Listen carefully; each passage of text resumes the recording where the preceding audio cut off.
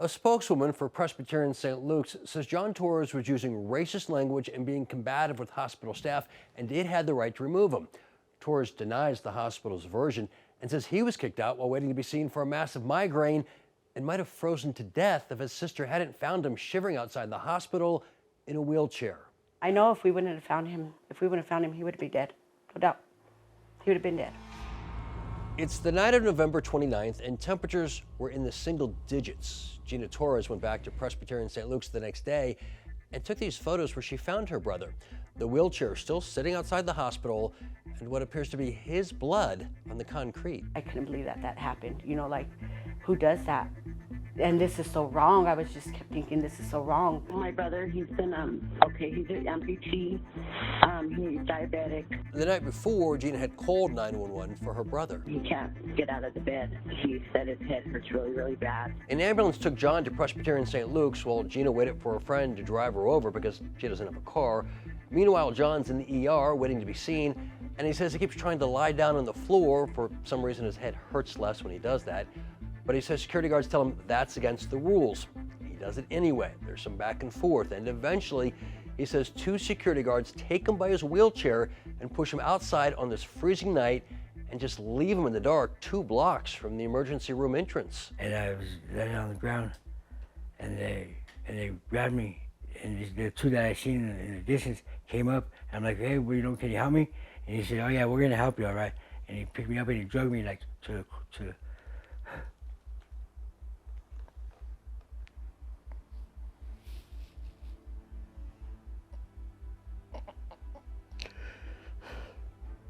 He dragged me to the curb.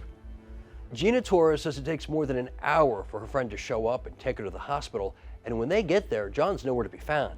First, she says the security guard tells her he's in the back, but nurses say no. So she goes back to that security guard, who she says then tells her he's been taken to St. Joseph's Hospital. She's confused, figures they must have taken him by ambulance since her brother is confined to that wheelchair. And then she and the friend, as they're driving towards St. Joe, they turn the corner and happen to see John freezing in the cold in his wheelchair, waving at any passing car for help. He's only wearing pajama bottoms, no shirt, just 2 blankets the hospital gave him. And his pants were down wrapped around his ankles, and one was wrapped around the wheel of the wheelchair. He was bleeding. I didn't know from where. He was crying. He was cold. He had peed himself. I was in shock. To see anybody like that, is terrible. But my own brother, it's bad. John, how awful was it to be left out in the cold? Oh man, so awful. I didn't want to go to sleep because I would have died. I would have died if I went to sleep. St. Luke's asked the Problem Solvers to have Gina and John sign video release forms because the hospital has surveillance video. But even after the siblings did that, the hospital refused to release the footage, saying it would violate the privacy of other people seen in the video. We asked the hospital to blur out faces or just show us the video of the 2 security guards taking John outside, but the hospital refused. In a statement, Presbyterian St. Luke's says in part, while in the waiting area, Mr. Torres racially and verbally abused the care team and ultimately refused services. The spokeswoman added John wanted to go to St. Joseph's and told them his sister would show up any minute to take him there. Though that same hospital spokeswoman admits it was security guards who wheeled John outside to the curb, saying for the safety of staff and patients, John needed to be removed, even though no one knew exactly when his sister was showing up.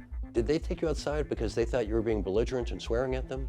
I don't know why they took me outside, because they didn't want me to lay on their floor in the emergency room.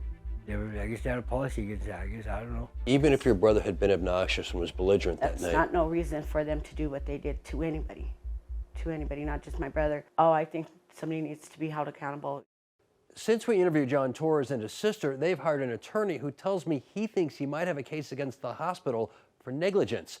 But Presbyterian St. Luke's maintains it has a right to remove people who are disruptive. Rob Lowe, Fox 31.